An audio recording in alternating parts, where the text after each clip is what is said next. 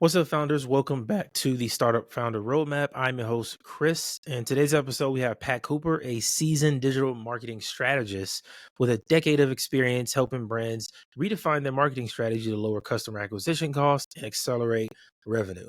Pat, welcome to the show. Hey, Chris, thanks so much for inviting me on. So, you have a lot of years in digital marketing and all of that stuff. When you hear digital marketing, what does that mean to you? Because I get a lot of different terms in that now. I get a lot of definitions for that at this point because I do podcasting. So people think podcasting goes into digital marketing. I don't think it does. So what is digital marketing to you?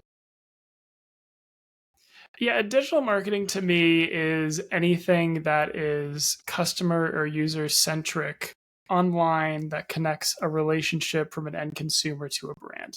So any sort of interaction they're having, whether it's email or reading a blog content, maybe they're seeing a social media post, maybe they're listening to audio, so some sort of audio marketing. It's any sort of relationship building strategy that a brand uses. Okay. I guess I'm wrong then. I'm not mad at that. Because part of my content strategy for my clients and even my shows is the way you interview, right? I Mhm. think you should interview prospects. I think you should do interviews with your past clients. You want to use the podcast as a platform to really showcase all facets of your brand, not just chase celebrity interviews. So it kind of makes sense. I actually agree with you on that. I'm open to being wrong. I'm open to learning. That's always good. So you said that you did a lot of work in with Upwork. What was that experience like? Yeah, I mean, that experience is still going. It's how I started my career in digital marketing. I first got started in SEO and content marketing.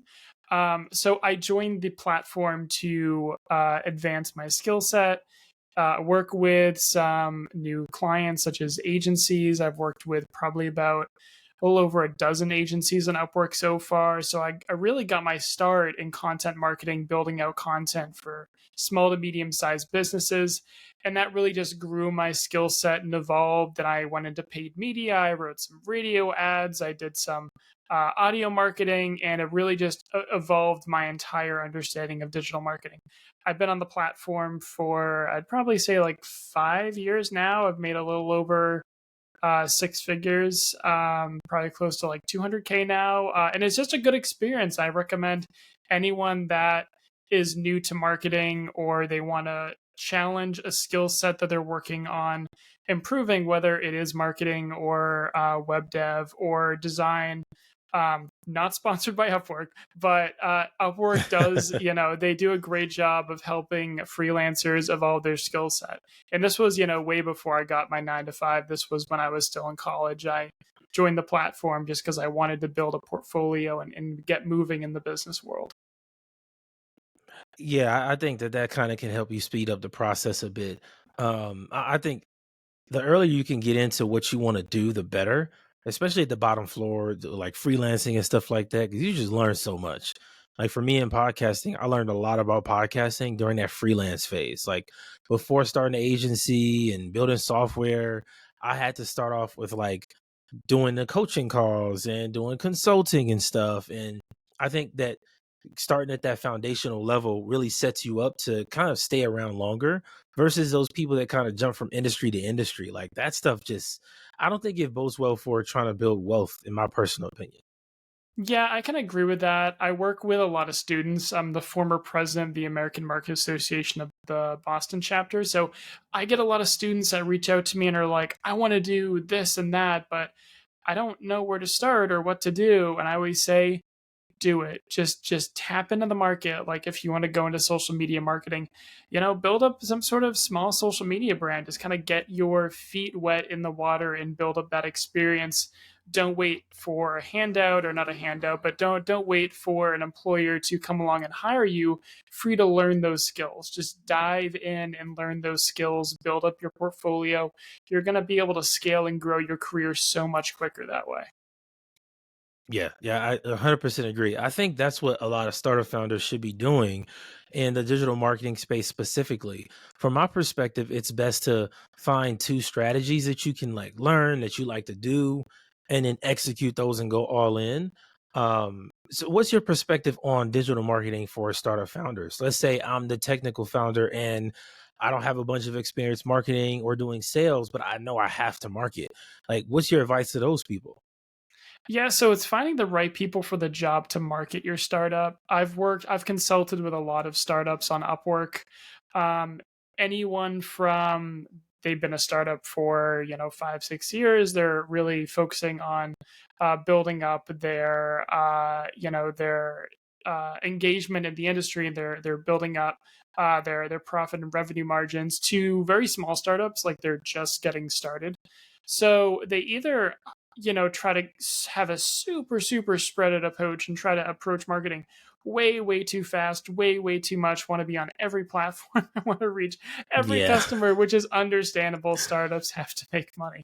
Or you're a startup that doesn't really want to go too hard into marketing. You really only want to do one channel. You really do have to find that nice little middle ground where you can reach the right people at the right time on the right platforms, Yes. and try not to overwhelm your consumers with a new idea or a new product that has just started its way into the market.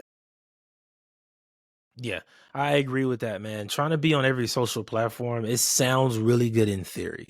It's And exhausting when though. somebody like exhausting, like somebody like Gary Vee will tell you to do that, but Gary Vee also has a massive team.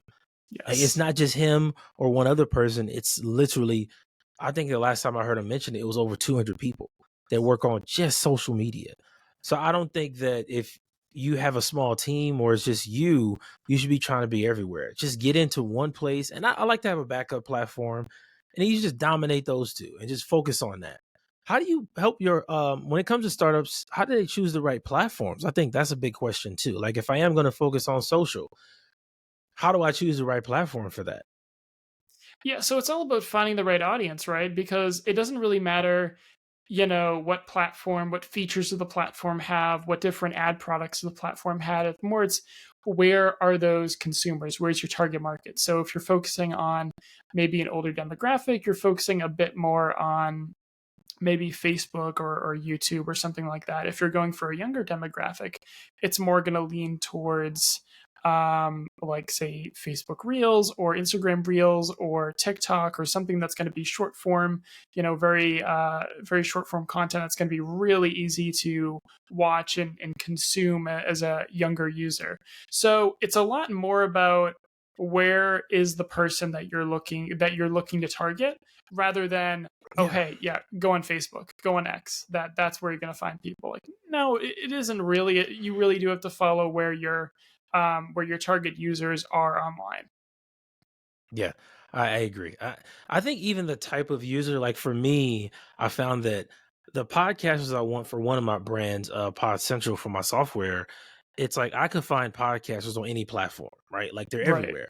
But there's a different type of podcaster that uses LinkedIn versus the one that uses Twitter and the one that uses Facebook. These are all different types of podcasters. So I think even taking the time to kind of research and go a layer deeper on the market, that will really help a lot, because I started getting way more conversions, and honestly it was just easier when I was on LinkedIn. Like, LinkedIn is my personal favorite social platform because I get the most clients on there, the most engagement, the most opportunities, best relationships. It all comes from LinkedIn. So for me, that's just I can't ever shut that one down. And I still will post content on Instagram and Twitter. I'm still engaging there, but LinkedIn is kind of home base for me. So I do agree with you on the research side of things. Now, another question I have for you in terms of digital marketing is with SEO. When should a brand develop SEO strategy?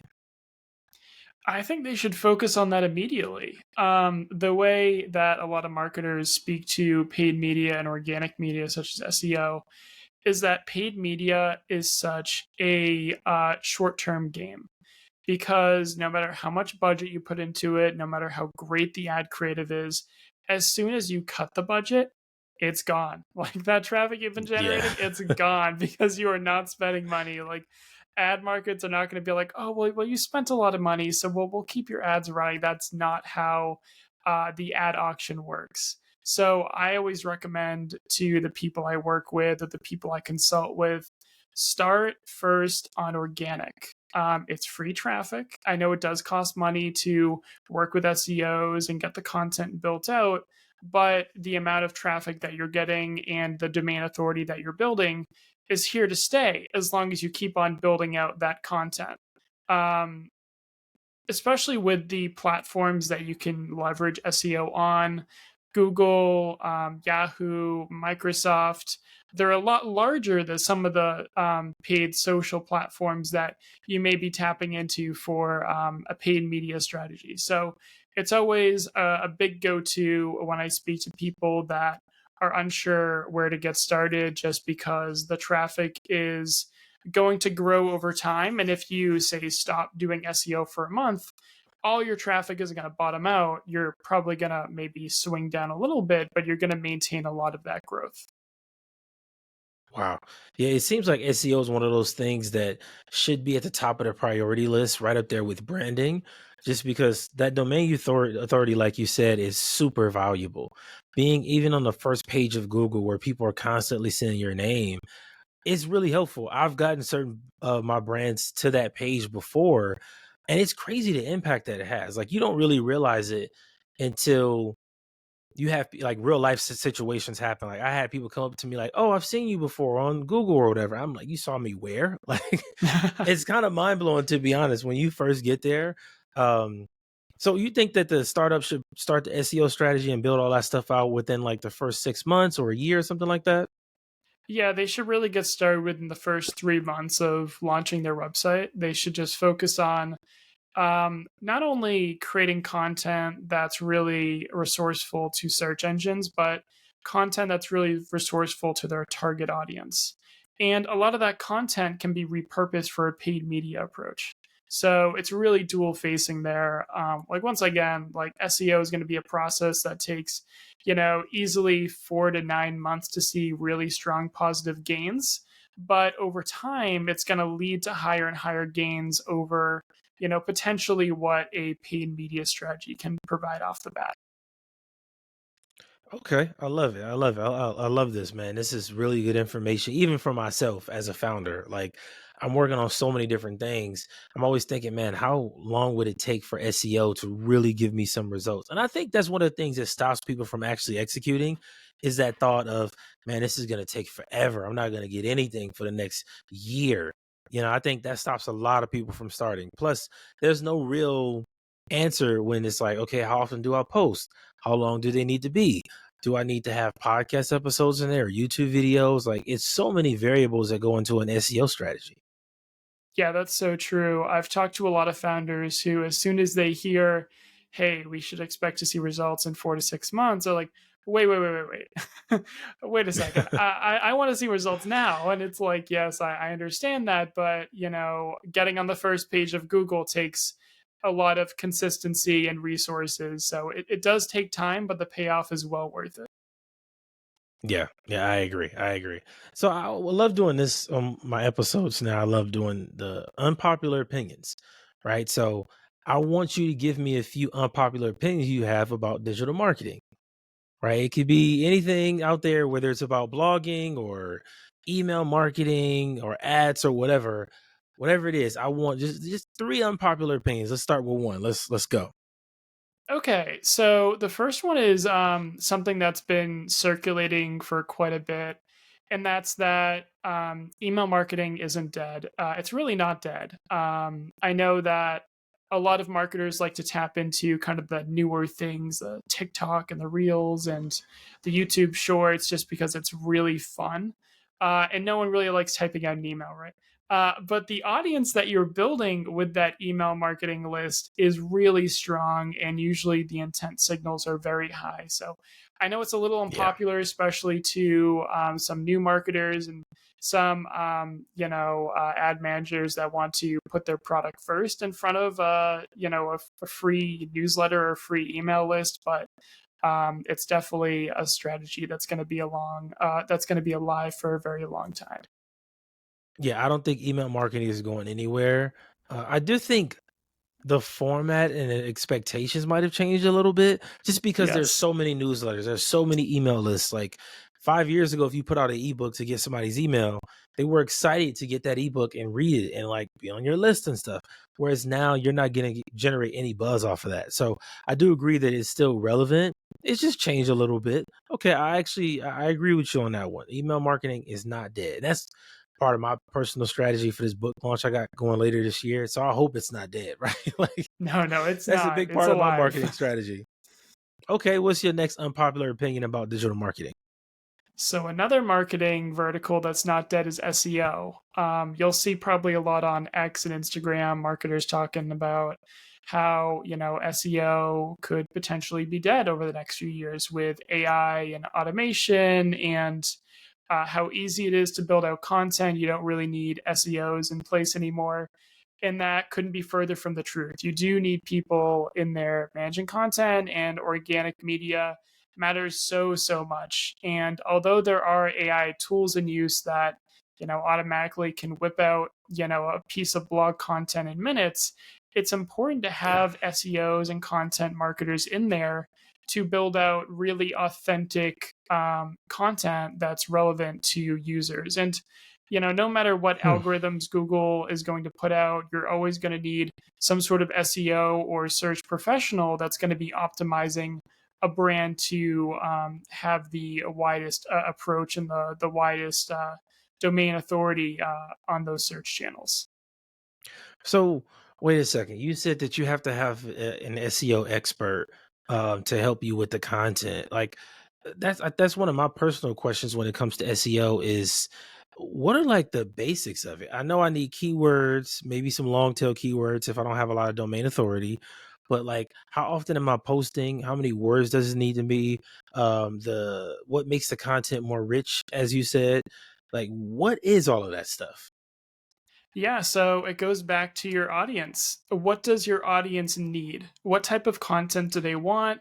Are they reading a lot? Are they maybe not reading so much? Do they prefer some short form content over long form content? I know that probably like 2 years ago, there was this huge debate about, an article needs to be 1,000 words. You need this many links Oh, in it, but that's really not the game anymore. It all comes down to your end user and certain signals coming from Google too. So on top of keyword research, you're going to want internal links. So those are links that distributes content to each different part of your website. So if you have a blog post, maybe you have a link that goes to one of your services or one of your products or one of your content pages or another blog oh, post. And then there's external linking. So showing your showing authority that's distributed to other sources online. So if you're quoting something, you obviously need to link to that source in your quote or where you got that content from.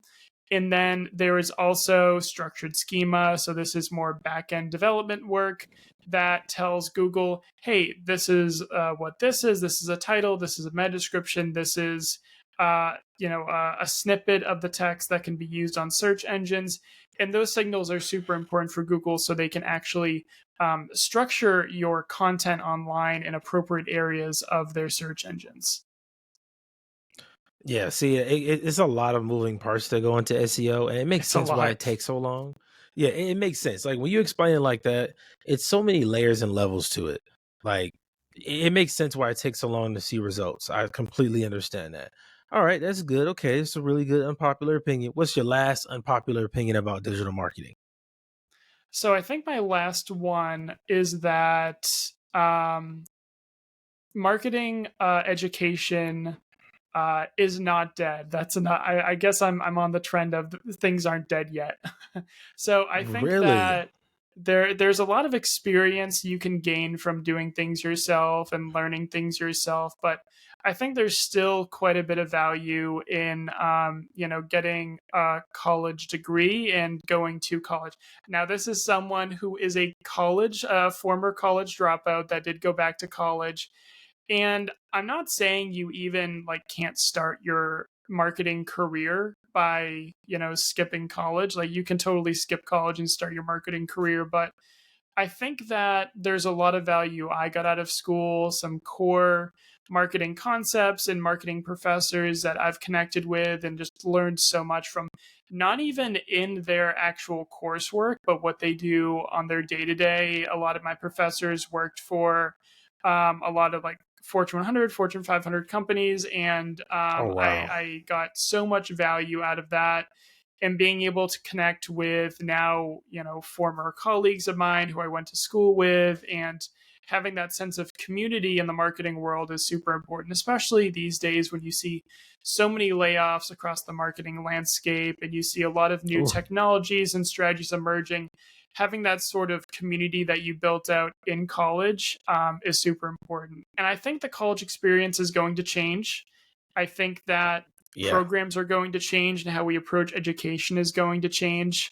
And I would love for college courses to maybe even go into like starting startups within the college landscape. I think there's just so much to evolve with how people are learning marketing skill sets. So I think that that's one of my biggest takes, and that kind of goes into Gary Vee too. How screw college, like forget college, but I think college still has some benefit. Not Yeah. everyone needs to go, but it does have some benefit. Yeah, I think college is one of those things that you should go and do it if you're taking something that's serious. Like if you're Right. going for a communications degree, I don't think that's Or really skip that it. of a Yeah. good. Yeah, but like I think if you're going for digital marketing, anything in this engineering space, things like that, I think that's perfect for college. I have children, so I plan on them going to college or want them to go, even if it's just honestly for the experience too. I think it helps you grow overall as a person. Not saying that people who don't go to college aren't good people or anything, but I believe you will evolve faster, come into more of who you are as a person by just all the experiences you go through in college, like getting locked out of your dorm room or something, or Right. failing a class because you just were too lazy, or like you said, the relationships. That is just a game changer. Like it changes again, that speeds up your progress of growth because even if I want to be a graphic designer for Nike or something like that, like something very specific, I know a lot of people would say, don't go to college. You can learn graphic design on an online course. You can. They're right. But if you go to the right colleges, like I went to a Division 3 school in Portland, and Nike was on our campus. So Oh if wow. they Okay. Nike came to my campus at a D3 school, so I could like literally, I was trying out their new basketballs they were coming out with. They just brought them to us like, hey, play with these and play a few games and see how you guys like them. Like okay, and like Nike's right there. So if I was a graphic designer, I would have been in the perfect place to start climbing that ladder at Nike. So I think college can create a lot of opportunities. And do you think that all startup founders should go to college? Like, do you think that it'll speed up their growth as a founder, or is it just for the people that want to kind of have skills and stuff like that? I think maybe eventually, if you are a startup founder that hasn't gone to college, I mean, the great thing about startups is that they can happen at any time. You can be fresh out of high school or in your senior year of high school and you can start up a company. Yeah. I mean, starting up a company is so darn easy these days. Like, all you need is a laptop and a domain. And I mean, and obviously a service and a product, but you're good to go. It's really crazy how easy it is to start up new companies. So I think that it's smart for a startup founder to eventually find their way into the college space. Maybe not necessarily for the education, but maybe it's gaining connections and industry insights and building those relationships with those professors and peers that may ultimately really rocket their startup to where they want to see it in the future. Yeah, man, I 100% agree, man. It doesn't have to be Stanford and, it doesn't have to be those. It's great if it is, Right. but if it's not, you should still go because I just think it's going to force you to mature and look at the world a lot differently.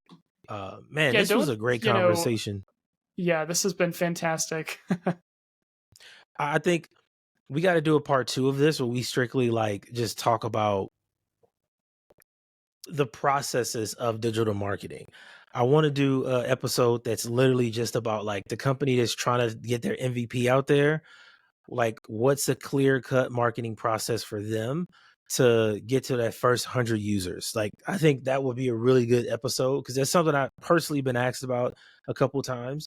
And it's something that if you Google that, the answers you get are it's insane. It's such a wide It is. variety, but none of them really it doesn't speak to like I'm a founder. I don't have $20,000 laying around. I didn't raise millions of dollars. I made my own thing and I want to sell it to people and I want to figure out how. That's it. Right. Like a lot of it gets too up in the clouds sometimes. Like I want to kind of simplify some more of this stuff. I think having those frameworks are super important to scale businesses, especially something as simple as, oh, hey, I made something in the kitchen, I want to start selling it. And having that sort of framework in place to grow that kind of business is really great to have because running a business can be it can be a lot. It can be a lot with, legal and finance and marketing. It's really encompassing and can completely take over your life. Yeah, for sure, for sure. Do you have any of those like frameworks for the digital marketing things that you deliver, like for SEO or for email marketing? Do you have your own frameworks that you go through with your clients? Yeah, I do. Usually whenever I take in a client, it's first things first. Let's sit down. Let's talk about your goals, your KPIs, kind of set where you want to see yourself in 3 months and 6 months and a year, just so we can set some expectations. Because you really can't get into the work before you know where your client wants to be. Then I run through an audit of their account, take them through the results, have them understand where they are in the market, where their competitors are, where they need to see growth to reach those KPIs and goals. And then we just break down everything channel by channel. Hey, this is what you need to focus on for your organic growth in comparison to your goals. Here's what we need to focus on for paid media. Here's the CRM and relationship building with your customers that you need to focus on. So there are definitely at least, a handful of pillars you need to focus on, but a lot of my clients just need to fully understand what channels, what strategies they need to be tapping into to actually reach those goals and KPIs that they want to be measuring against. Okay, okay, that makes sense. I love it. I love it. Well, guys, you heard it.